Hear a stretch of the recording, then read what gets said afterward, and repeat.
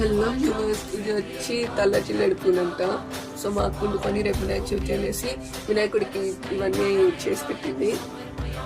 వచ్చేసి రేపు ఇంటికి రాబోయే గణేశునికి ఇంత పెద్ద మాలో ఇది కూడా ఆయనకే. మరి ఇది వచ్చి మా ఇంట్లో ఉన్న పెద్ద గణపతికి, ఆయనలో వచ్చి కొంచెం చిన్నగా ఉన్న చిన్న గణపతికి, ఇది ఇంకొక పుట్టి గణపతి. ముగ్గురు గణపతులు ఉన్నారు.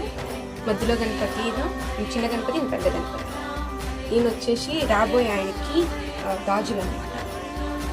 ఇది వచ్చేసి ఆయనకి గొలుసులు.